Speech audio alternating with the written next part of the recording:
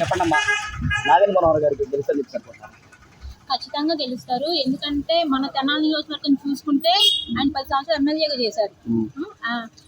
ఈ 10 సంవత్సరాల తెనాలి ఎంత అభివృద్ధి చెందిందంటే ప్రతి ఒక్కరు ఇప్పుడు మీరు ఎక్కడికి వెళ్ళినా సరే మనోహర్ గారు మీకు ఎలాంటి అభివృద్ధి చేస్తున్నారు ప్రతి ఒక్కరు చెబుతారు.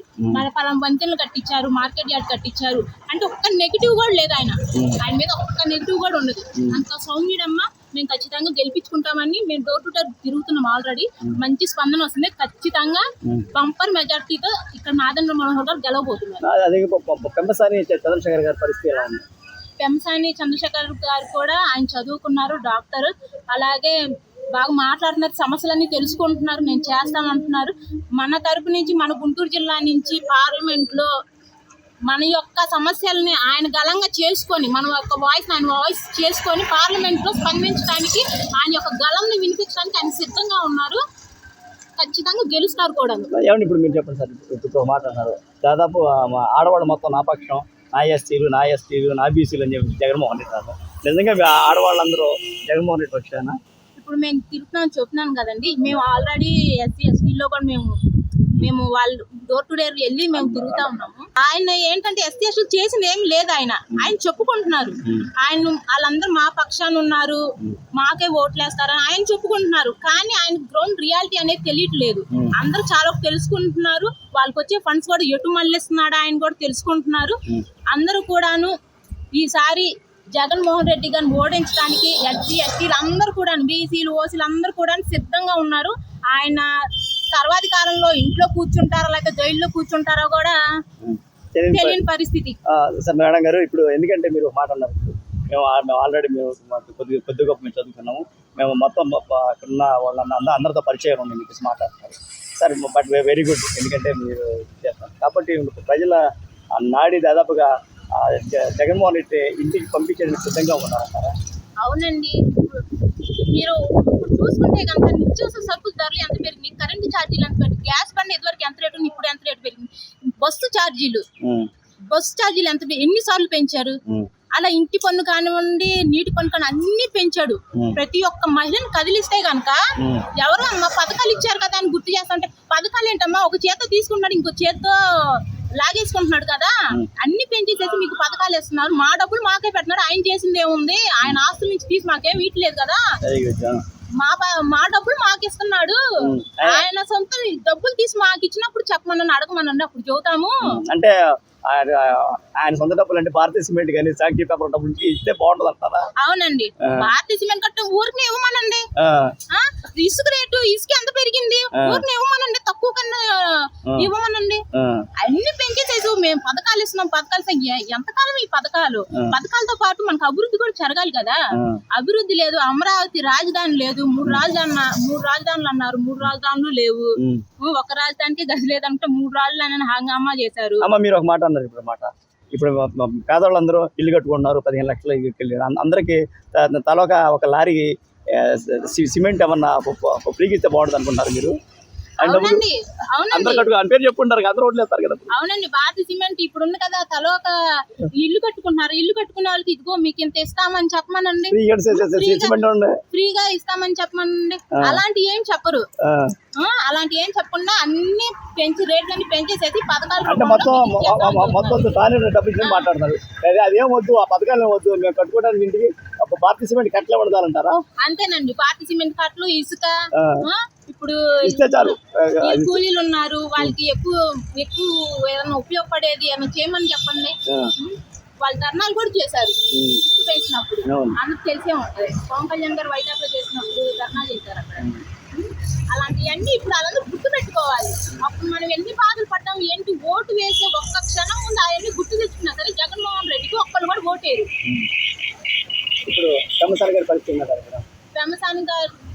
పెంసాని గురించి చెప్పాలంటే కనుక చాలా మంచి వ్యక్తి. అందరూ కూడా బాగా అర్థం చేసుకుంటున్నారు. అక్కడ కూడా చాలా మంచిగా మాట్లాడుతున్నారు. సమస్యలన్నీ తెలుసుకొని ఆయన ఖచ్చితంగా గెలుస్తారు. ఈసారి మన జిల్లా వ్యాప్తంగా కూడా చాలా మంచి రెస్పాన్స్ వస్తుంది. అన్ని తిరుగుతున్నారు కాబట్టి మేము కూడా మా తరపు నుంచి కృషి చేస్తున్నాము. అందుకే చెప్పడానికి ట్రై చెప్తున్నాము అర్థమయ్యేలా. ఖచ్చితంగా ఆయన గెలుస్తారు. చెప్పండి, ఇక్కడ తెనాలి పరిస్థితి ఎలా ఉంది, ఎవరు గెలుస్తారు అనుకుంటున్నారు? ఈసారి మన ఎమ్మెల్యే నాగేంద్ర మనోహర్ గారు గెలుస్తారనుకుంటున్నాను. పవన్ కళ్యాణ్ సీఎం పవన్ కళ్యాణ్ ఇలా తెలుసుకునే వాళ్ళే గెలుస్తారు. అందుకని గెలిచినాకే ఓటేయండి. ఇంకా ఇంకో విషయం అంటే మీరు ఆయన నారాయణ మనోహర్ గారు ఎందుకు గెలుస్తారని చెప్పి అనుకుంటున్నారు? ఆయన ఆయన వ్యక్తిగతంగా కూడా చాలా మంచి ఆయన. మనకి ఏమైనా ప్రాబ్లమ్స్ ఉన్నా ఆయన వెంటనే తీరుస్తారు. అందుకని ఆయన మంచితనాన్ని చూసి అందరూ చాలా గర్విస్తారు. అందుకని ఆయనకు ఇంకో విషయం తెనాల్లో ఏమన్నా ఏమన్నా చేశారు, మంచి పనులు చేశారా మీకు తెలిసిన ఏమన్నా ఉన్నాయా? అంటే ఇది వరకు నీళ్ళు లేని ప్రాంతాల వైపు నీళ్ళకి ఇబ్బంది పడుతుంటే పైప్ లైన్స్ వేయించి ట్యాంక్ పెట్టించి నీళ్ళు పంపించారు. ఇది కూడా ఇలా మన హైవే మీద కూడా రోడ్లు గతుకులు పట్టినా సరి చేశారు. ఇలాంటివి ఇంకా చేస్తున్నారు. చూస్తే ఆయన ఇంకా అభివృద్ధి చేస్తున్నారు కదా. మరి ఇక్కడ కమలసాని చంద్రశేఖర్ గారు గెలుస్తారా? కమలసాని చంద్రశేఖర్ గారు గెలుస్తారు. ఎందుకంటే ఆయన మామూలు వ్యక్తి కూడా కాదు. ఇక్కడ నుంచి పెద్ద పెద్ద చదువులు చదువుకొని మన ఊరికి వచ్చారు. ఆయనకి ఉన్న అనుభవంతో దాంతో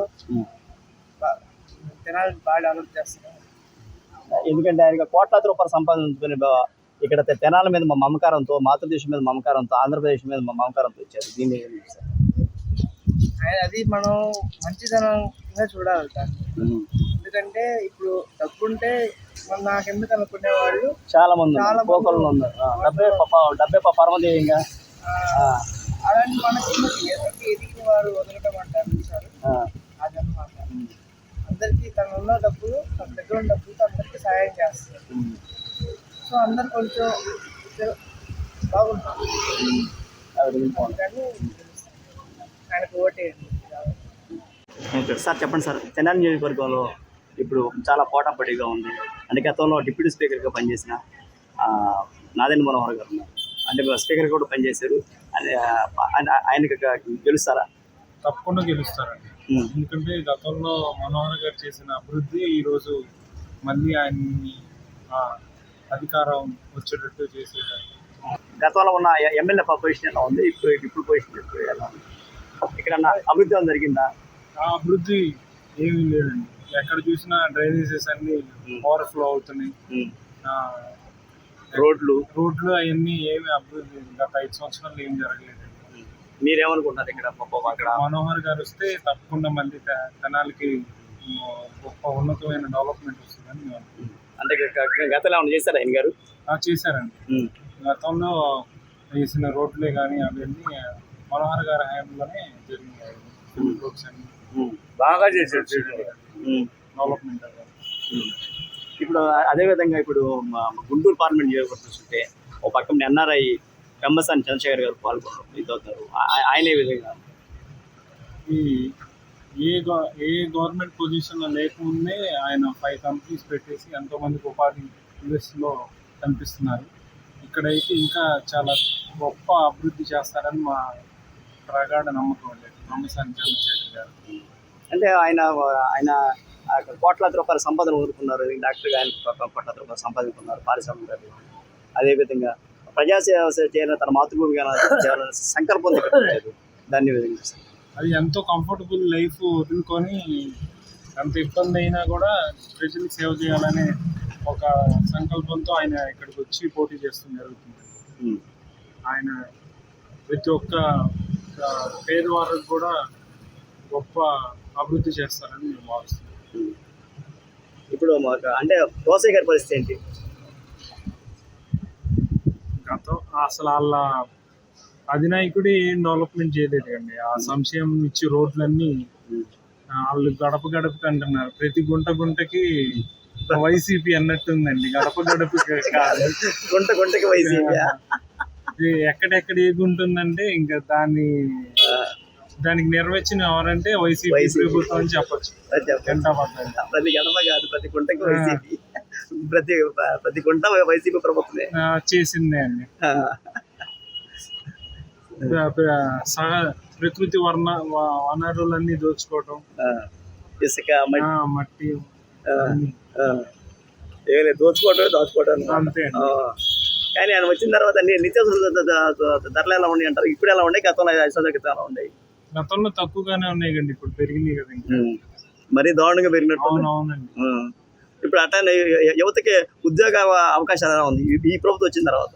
ఎక్కడన్నా అందరు నిరుద్యోగంలోనే ఉన్నారు కదా, ఇంకా సంక్షేమం చేస్తున్నాం అని చెప్తున్నారు కానీ ఏది ఒక పెద్ద కంపెనీ వచ్చింది లేదు ఈ 5 సంవత్సరాలు. చిన్న కంపెనీలు కూడా లేవనుకుంటా. వచ్చినాయి అన్ని వెళ్ళిపోవటం. ఇప్పుడు ఇంత ముందు ఉన్న కంపెనీసే చాలా ఇబ్బందికరమైన పరిస్థితుల్లో రన్నింగ్ అవుతున్న పరిస్థితులు, ట్రాన్స్పోర్టేషన్స్ అయ్యి బాగుంది. సరే ఓకే, థ్యాంక్ యూ.